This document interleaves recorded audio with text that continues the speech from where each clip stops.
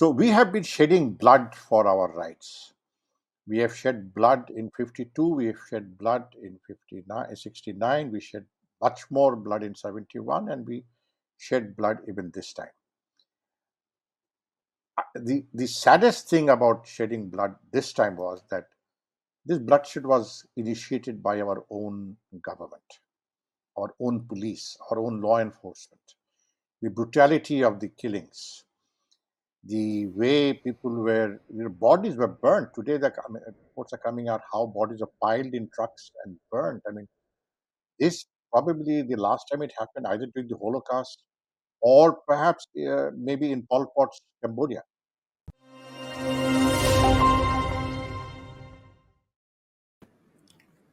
Welcome to the gist on Stat News Global.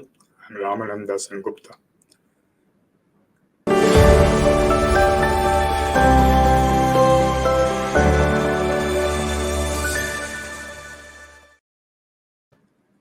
Today we are going to be talking about events in Bangladesh, and our very, very special guest today is Ambassador Shamsher M. Chowdhury, former Foreign Secretary of Bangladesh, who's also been ambassador to Sri Lanka, Germany, Vietnam, and the US. I'm so very glad to see you again, sir. I remember the last time we sort of interviewed you, it was under much happier circumstances, perhaps. But I'm sure that will come back. So, we're talking about Bangladesh from here because from my personal perspective, I'm noticing a lot of disinformation floating around on both sides, I suspect. If you recall, I mean, the last time when we interviewed you, you had said that, the relationship is the best that it's ever been. And from then till now, it's become quite a thing. So if I could just quickly sort of, tell you what the main sort of concerns appear to be from Delhi or the Indian side, then perhaps you could sort of, demystify them for me. Because otherwise, for instance, the first thing seems to be obviously that, post this thing, Bangladesh seems to be going into the radical Islamist way because the Jamaat and all are playing the thing. But initially, I think the argument seems to be that it was initially a student movement. It started off because of the quotas, was hijacked by the Islamists, and hence we are where we are. Would you agree with that, sir? Well, thank you. When you say concerns in India, I'm not sure, are you referring to the establishment in India, I mean the government of India, or media and the think tanks? Now, I must admit with great shock the rabid and gymnastic reaction from a huge section of your media. I mean, they have formed their own narrative, they have formed their own conclusions, and they're not even willing to listen to us. So I, on my part, have exercised my right to choose who do I speak to and who do I not speak to. I mean, I'm very, very, I discover with a sense of horror that the many famous, well-known Indian media outlets, which in the past were known for being objective, for being, clear and reports based on information, have now become totally radicalized the other way. I mean, they don't want to see anything good about Bangladesh. They just want to believe that we are a sovereign state and what we do has a history, has a reality, which may not always be the same with it is in India. I mean, one size doesn't fit all. Uh, People tend to forget, and I guess many in the Indian social media and in the mainstream media seem to have a short history. That they forget that Bangladesh was not born through a peaceful transfer of power through negotiations. It was born through a violent war of independence, that India witnessed from outside as a neighbor, got directly involved with us, and joined hands with us, fought shoulder to shoulder, sacrificed lives for a Bangladesh. So the birth of Bangladesh, the process of the birth of Bangladesh has to be kept in mind. It wasn't a revolution, which was certainly a revolt, a rebellion against the Pakistani military establishment, Pakistani political establishment as a whole. And it started way back in 1952 with the language movement, which is unprecedented in the history of world, that people had given up lives for their own language. And people died, killed by the Pakistani police and the Pakistani military. So we have been shedding blood for our rights. We have shed blood in 52, we have shed blood in 59, 69, we shed much more blood in 71, and we shed blood even this time. The saddest thing about shedding blood this time was that this bloodshed was initiated by our own government, our own police, our own law enforcement. The brutality of the killings, the way people were, bodies were burnt. Today, the reports are coming out how bodies are piled in trucks and burnt. I mean, this probably the last time it happened, either during the Holocaust or perhaps maybe in Pol Pot's Cambodia, and wasn't seen. One hasn't seen that kind of you know uh, brutality, cold-blooded brutality. I mean, in which country in the world does the police have military weapons? Does the police have assault rifles? The police have helicopters, which is okay, but to use those helicopters to fire upon unarmed civilians who are sitting in the verandas of the balconies and their children dying in the mother's arms, killed by the police. I mean, okay, Abu Said is one example of that. A boy who was distributing water to the protesters, you know, him being killed in cold blood. This is a girl who is very, very brave, I must say. She wears a hijab, but her political thoughts, her love for the country is totally pure.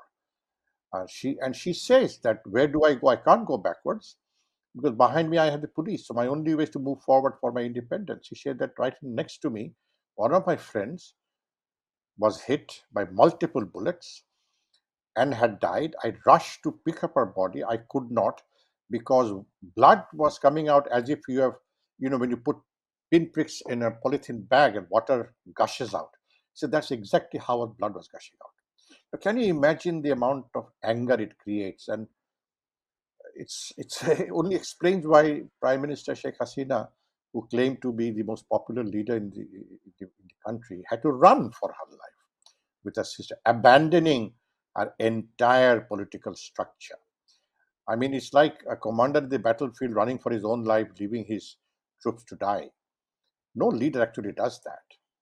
And if you go back to 1971, Bangabandhu didn't abandon. He was arrested by the Pakistanis, but he had made sure that people stand up and fight. And we did that.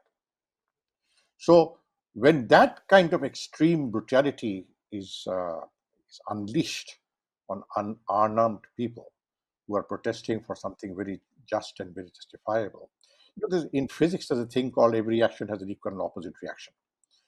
So you go to the other extreme reaction. Now, to say that Bangladesh has become a Jamaatist society, a jihadist society, of course, the Jamaat, as a political party, has a following.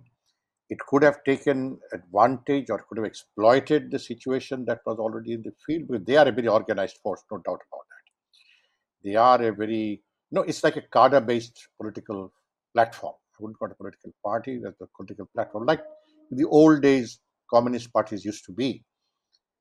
And so it is their cadre who are speaking out here and there, but are they the voice of Bangladesh? I'm confident they are not. They are a part of the Bangladesh political or body politic, but they are not going to be ones making the decision. I don't know. I can already see visible signs of a split between the Jamaat and the BNP. And for Indian commentators to say that the whole thing is ISI, American, Pakistan base is ridiculous. I mean, come on, don't give ISI so much credit. They can't even get things right in their own country. How do you expect them to do things, anything? Yeah, yes, the Pakistanis right now think that things have changed and they have reasons to be happy about. But that is a very short-lived and a very limited thing. Uh, People like me are still alive in Bangladesh. The freedom fighters are still alive in Bangladesh. People who died in Bangladesh.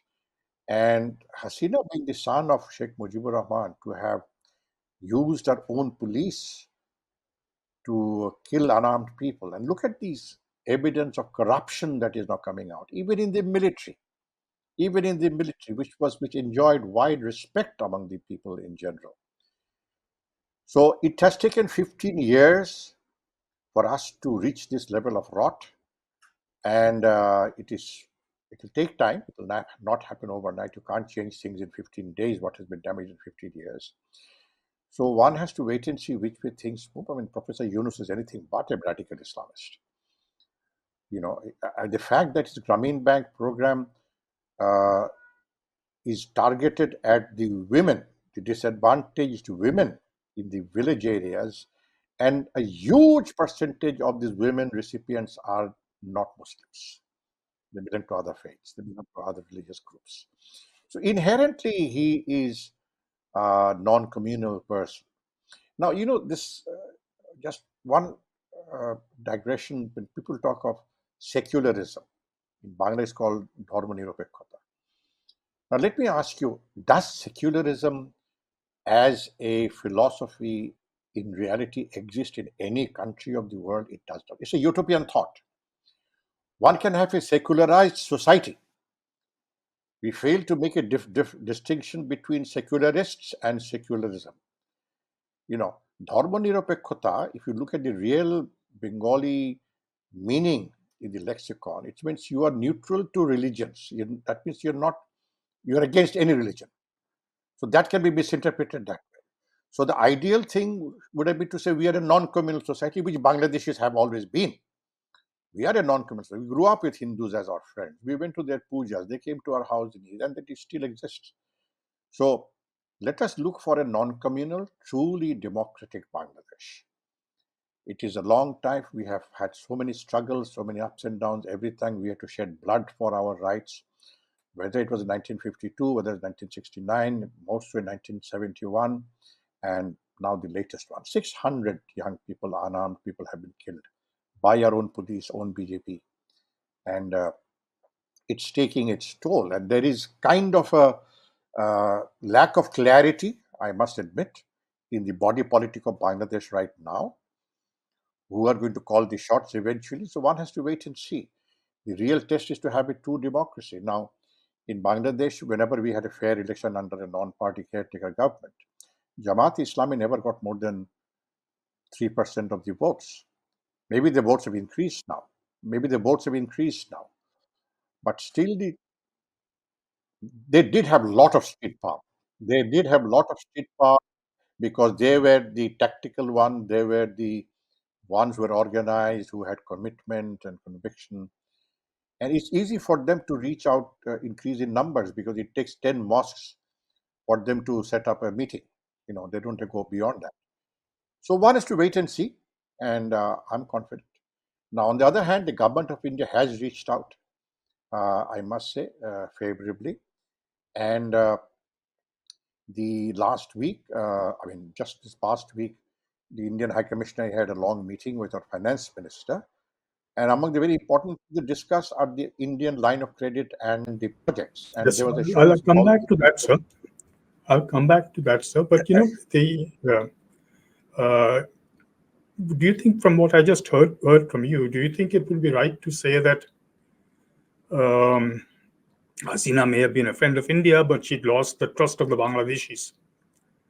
Is that a correct assessment? Yeah, she always, yes, absolutely correct. First of all, she totally underestimated the power of the youth, the new generation, you know, and she always surrounded herself with only those who were happy with her because she patronized them. After every foreign visit, she would have a press conference. Now, the joke in Bangladesh has become these are not press conferences, these are praise conferences. How much you praise the prime minister. And you are a very well respected journalist yourself. In press conferences, it is not the editors who are invited, it is reporters who are invited. It's a very selective people get invited at the level of editors, and the DNA test is done well ahead of time, that they will not embarrass the prime minister asking her, that kind of question. Some of the senior editors went to the extent of saying how she should win the Nobel Peace Prize. So you don't say that at a press conference. You can say that inside a political party gathering, but you cannot say that at a press conference. So she believed in that. She sank into that. People are praising her sari that she was wearing. For God's sakes. In press conference, don't say, oh, what a lovely sari you are wearing. Oh, you are such a patriot. You're wearing a sari made in Bangladesh. So all this combined led to a disconnection uh, for former prime minister with the people and with the new generation, which make up the majority of the people of Bangladesh. Now, let me give you one uh, graphic example of that. I ran in the last election for a small political party, and I was in my village area campaigning for my election. And it was in the evening, it was winter, and there was a pretty good gathering. I was talking to one young university student who didn't belong to any political party. He wanted to speak. I said, okay, give him a chance. Let him say what he wants to say. So he said, look, I have known you as a former foreign secretary, as a wounded freedom fighter. I have a lot of respect for you. But my question to you and all the political parties in Bangladesh, what is my future? And that said a lot. That one boy was not speaking for himself, he was speaking for a whole generation. Then I could ask him to continue, and he said, do I have to bribe to get a job? Do I have to belong to a particular district to get a job? Do I have to bribe in huge amount to do business? Is this my future? And I had no answer. The answer, lay with the bigger political parties. And I don't think they could. I don't think even BNP has a clear answer to that right now. Yes, they've changed their tone, they changed their tenor, they seem to be aligning with the changed realities in Bangladesh. The thing is that will they be able to do it? Mhm. So the other argument, of course, it follows on from this, radicalization thing, is that minorities, particularly the Hindus, are under threat. Now, the counter to that has always been that there were actually, Muslims who were protecting them from getting lynched or whatever it is, because on the spur of the moment there were a lot of, heated things going on. But then the counter argument from this side is that and the other argument was that many of the Hindus were Awami League supporters or things, so hence they were being targeted not because of the religious things, but because of their political. I mean, it was more of a political thing than a. But then, Communal so thing. the argument seems to be that the fact that crematoriums, the fact that temples were also attacked. I don't know how many of them were attacked, but I saw a list recently of some thing, implies that it is a religious thing. Now, how would you argue with that? Well, if any instance of burning religious places of worship, whether crematorium or a temple or a church, deserves the strongest condemnation. There is no doubt about that. And Professor Yunus has been very clear on that. His advisors have been very clear on that. That we don't not only we don't condone them, we condemn them, and people were deployed to protect them and provide them. Yes, there are communal feelings, but if you recall, when there was an incident of some Hindu temples being burnt in Bangladesh during Prime Minister Hasina's time, she came public on the media and she condemned that. But then she added, if you remember, then she added, and I must say very bold of her to have said that India must also look at itself. What happens there will have an effect here. So these are her words, not my words, or not the present political dispensation's words. Those are Sheikh Hasina's words. So she was also, being very candid here, uh, that everything has a reaction. When in 1992, when the Babri Masjid incident happened in UP, was there any reaction in Bangladesh? I mean, the government of the day, it was a BNP government, I remember, went into immediate action to the extent of shutting the images of the Babri Masjid attacks from our local television, switching off CNN and BBC in Bangladesh. Al Jazeera was not there at that time, so that people don't see those scenes and start reacting here. So it was a preemptive move by the government of the day that, okay, what they're doing in Babri Masjid is wrong, but let us not retaliate. We are not going to do that. So one has to see the thing in a much broader context of Bangladesh. Bangladeshis are angry people, we are impatient people, because the only way we could ensure getting our rights was through expression of our anger. And 1971, I was one of the first 7 officers to mutiny against the Pakistan army, although I was a Pakistani military officer myself. And Major Zia Rahman was a very senior officer in the Pakistan army. He was a major at that time, who fought gallantly for Pakistan against India in 1965.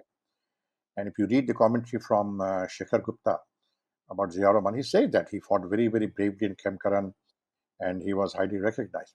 But then it didn't take him a minute to say, okay, that was then, but this is now. Now I'm going to fight for Bangladesh against Pakistan. So this is our legacy. I mean, the majors at that time who had revolted against Pakistan, Major General K.M. Shafiullah, Major General Khalid Musharraf, and all the rest of them,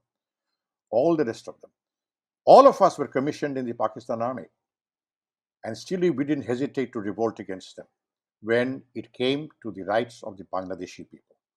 It was our conscience that got the better of us, not our so-called duty. I mean, we took an oath to defend Pakistan, and didn't take us a minute to break that oath and take a new oath to fight for the freedom of Bangladesh from Pakistan. Mm-hmm. So, the other thing that, was shown a lot here was, all these Mujib statues being sort of pulled down, and Hasina's pictures being sort of, scraped off the walls. And then the argument that followed was that perhaps, you know, um, the people who fought for freedom like you did, and, that generation perhaps understood what Mujib really meant. I mean, he may not have been um, a saint, of course. I mean, no politician ever is a saint, I suppose. But the implication is that perhaps the younger generation doesn't really know much about the sacrifices that were made and the things that were made, because a chunk of history is being sort of almost wiped out by removing those icons. What do you think of that, sir? I will respond it with again the graphic example of how our people remember history. You see, the new generation now. The huge statues built at hundreds of crores of taka when people were starving, not being able to buy food, to build statues of Sheikh Mujibur Rahman all over the country, having a Mujib corner in every Bangladesh embassy, every government office, you know. But the statue of Mr. Tajuddin Ahmed, who was the Prime Minister of the Bangladesh government in exile, still stands tall where it is. It's only 2 hours north of Dhaka. And it was garlanded by the same young people. So that, I think, is the real reflection of people's memory of history. Tajuddin Ahmed's statue, which is pretty big, pretty high, and I've seen that myself, it was garlanded. It was protected by the people, and it still stands there. So that, I would say, is perhaps a reflection of the people realize, okay, you know, Tajuddin's family is a great legacy in Bangladesh. He was the first Prime Minister of Bangladesh, and then he was one of Sheikh Mujib's closest confidant. Then he had to resign from the cabinet. Someone like Tajuddin breaking away from Sheikh Mujib, something must have gone wrong somewhere. Why was Tajuddin's son, who was State Minister for Home, had to be thrown out, had to resign from the cabinet of Sheikh Hasina? So it's going down generations. You see, Sheikh Mujib, Tajuddin fallout. Sohail Taj, Sheikh Hasina fallout. So, uh, and Sohail Taj has now gone public that we have made too many mistakes. We need to do self-introspection. We've created a hell of a lot of mess during our time. He was very critical of how we handled the BDR, bloodbath. Some people call it BDR mutiny. I call it bloody India bloodbath. And he was very critical of that. And he was asking a lot of very pointed questions in a recent thing. So I think people remember history very well. People respect Gallantry Award winner. People respect freedom fighters enormously. What has made the whole freedom fighter narrative questionable, and for that also Sheikh Hasina and her government has to answer, is the number of fake Muktijuddhas perhaps outnumber the number of real Muktijuddhas who are still alive. Why do you have to create fake Muktijuddhas just because they're Awami Leaguers? Just because they have relatives in the Awami League? I mean, cabinet members, for example, cabinet members now turn out to be carrying fake Muktijuddha certificates. So you are only looking at, destruction of a statue, which I'm not happy with. Uh, you don't break down his. Argument that, secularism and democracy is the very elitist thing and the rest of the country is, Islamist or whatever. That seems to be one of the narratives going around here, sir. But even given that, sir, the fact also remains that a lot of hardcore Islamist parties, which are known to have ties with the ISIS and Al Qaeda and all that stuff, I believe they were also released. I mean, is that correct? I mean, are they back on the streets?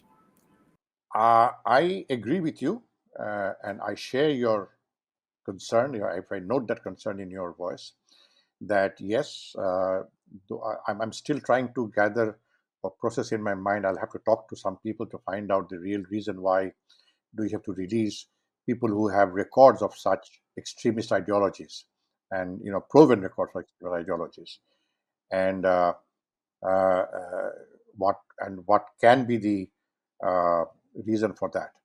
Now, one argument that somebody put up in social media saying that you cannot one cannot attribute the father's crime to the children. Uh, that is one argument that is given. Now, my counter answer to that is, which I put it in writing in that same post. He said that you cannot attribute the father's crime to the children only if the children has not inherited the father's ideology or political beliefs. So if the son or the daughter or children of those criminals of 1971 are not just children of them, but have also children of their ideologies, then that is a danger. You know, and for me, that is the bigger concern. Now, I also gave a very clear-cut example when I was ambassador in Germany. There's a very famous Field Marshal Erwin Rommel. He was Hitler's one of the most brightest, most brilliant military strategists, and he was a Nazi party leader actually also. I mean, you had to be general field marshal only if you're a genuine Nazi party leader. His son was elected mayor of a major city in south of Germany. I think it was Munich or one of those two cities.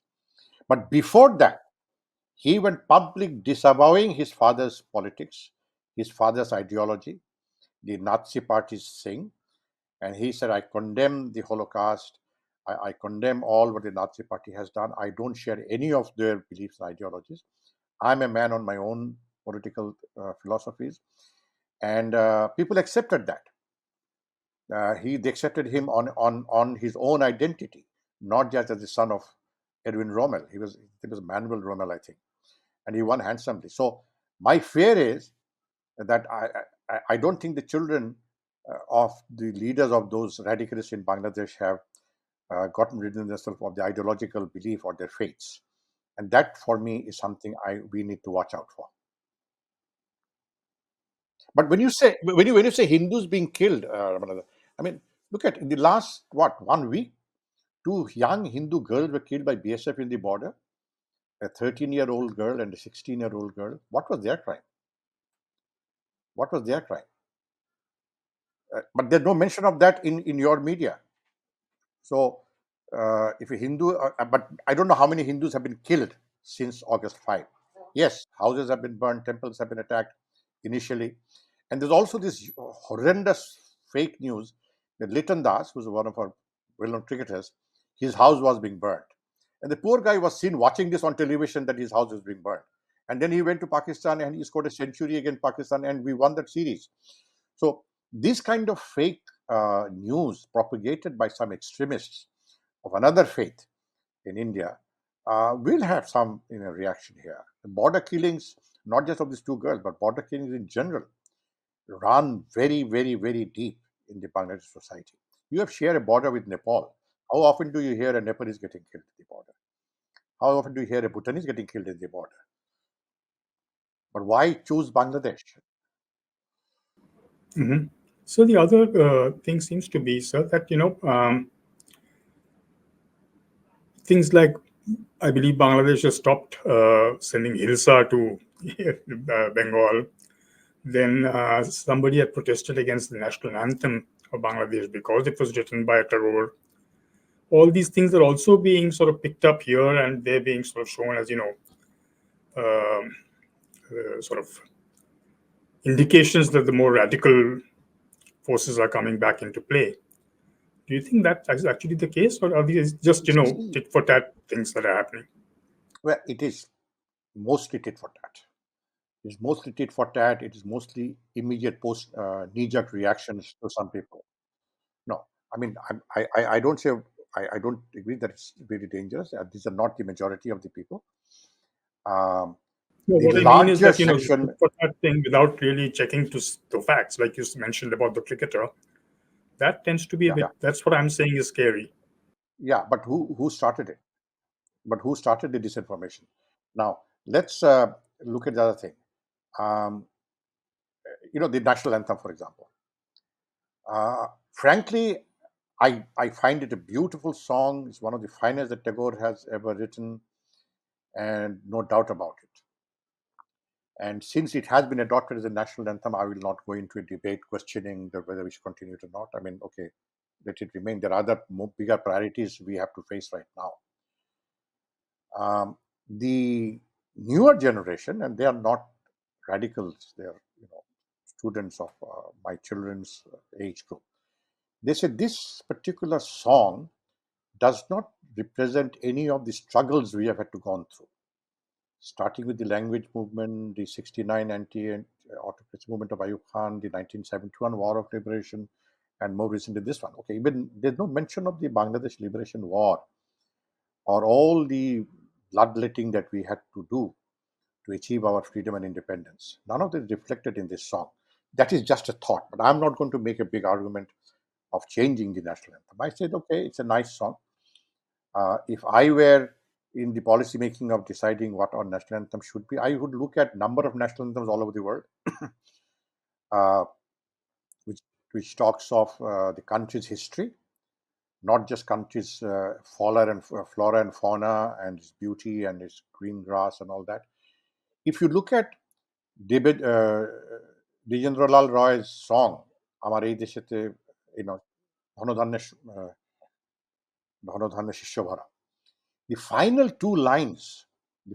two lines of that magnificent piece of song actually tells a lot about our inner feelings of Bangladeshis. It said, "আমার এই দেশেতে জন্ম যেন এই দেশেতেই মরি." I am born in this country and I would like to die in this country. That is why so many people died on the soil of Bangladesh in 52, in 71, and 2024. So I'm not saying adopt D.L. Roy's song as a national anthem. No. I mean, leave it as it is. Why go into that? That is not a life and death question for us right now.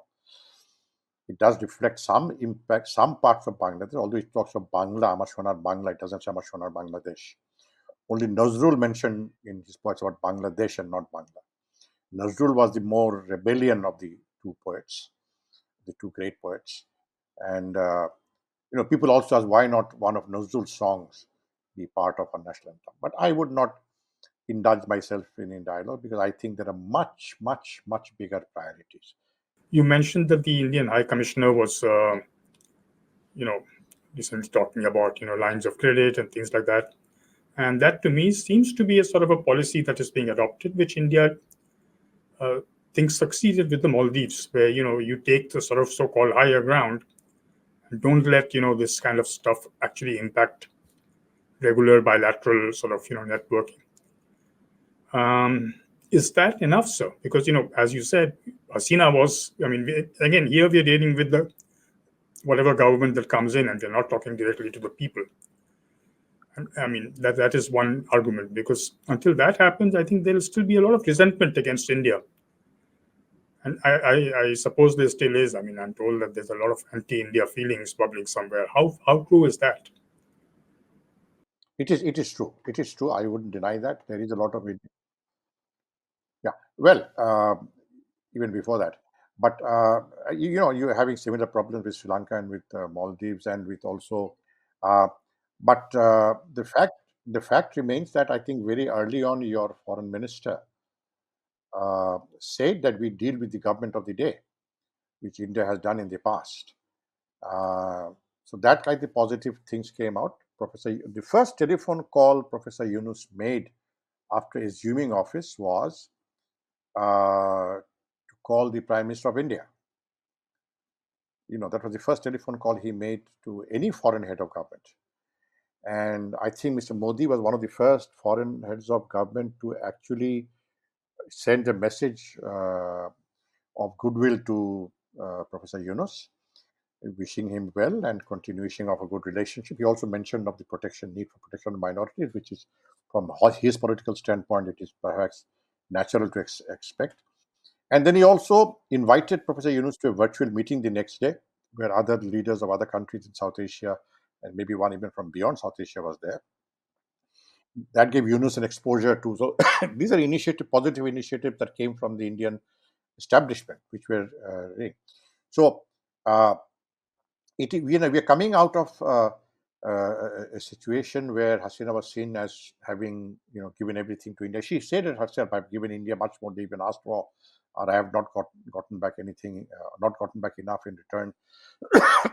That feeling lasts, but it's a building block, and we have to work on it, building this block as we go along. There are fissures here and there on both sides. We need to work on those fissures. Right. So, since we're running out of time, a last quick, maybe last very two quick questions, which we can close this with. One is that there are also aspersions being cast on, Dr. Yunus's ability and, what somebody called a ragtag bunch of students running the country. That's one.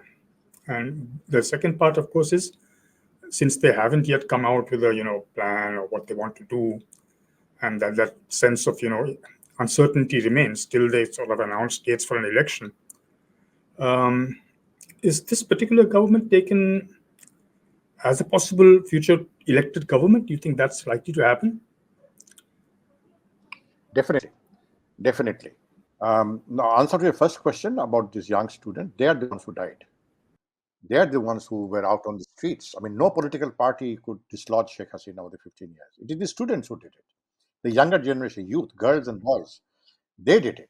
So obviously they have a stake in the future of Bangladesh, because this makes up more than 50% of our population. As regards the future plans, I think very recently, 2 days ago, 3 days ago, 6 commissions have been set up uh, under very well respected people who do not belong to any political party. They're highly respected in the society, looking at the issue, the areas of reforms, election reform, the election commission reforms, the public administration reforms, the judicial reforms, the constitutional reforms. So 6 committees have been set up under very capable people, lawyers, civil society members, academics. There's also somebody has been tasked to create a white paper on the economy. A very able man has been appointed governor of the Bangladesh Bank, who's really known for his knowledge and experience, having worked abroad. A special envoy for international affairs have been appointed, who has huge background experience in in the global economy, in the area of global economy. He has worked in a number of institutes. His father was a former Inspector General of Police. So, uh, he just crossed 1 month. I mean, give him some time. So he has, in the first month, he announced his 6 commissions, and this commission will take 3 to 4 months to come out with there. And my suggestion to would be, don't set any time limit, because once you set a time limit, you work against a deadline, and once you work against a deadline, you're likely to miss out on a lot of things. Now, what we need in Bangladesh is not just a reconditioned car.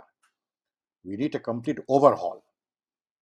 For an overhaul, because as somebody said, we don't want to replace one autocrat with another, implying which the other autocrat could be. So for Bangladesh, in India, you have had a non-stop practice of elective democracy. You have bicameral legislatures. You have provincial governments, which are very effective. May not always be in the same sync with the federal government, central government, but okay, provincial government works. So those things we never even experienced. We never even talked about them. So those issues have not come forward. What kind of reforms we need to do, and they will take 3 to 4 months. Then they have to be, given a form, a legal form, and then maybe election somewhere down the road. Now, I have written an article for Daily Star where my caption is "Reform the system, politics will fall in line." The mistake that the military leaders made in 2007, 2008, totally inept and incapable bunch of people, where there were two governments, one with Dr. Fakhruddin, one with General Moin. So people don't know whom to the allegiance to. And they came up with this notorious -2 formula. They thought if you get rid of the two ladies, everything become all right. No, and that's why they failed. So I said, don't touch political parties. Create a system, a playbook under which all political parties have to play the game, regardless of who they are. Yeah, and why not even think of proportional representation system in the parliament in Bangladesh? So nobody has an absolute majority.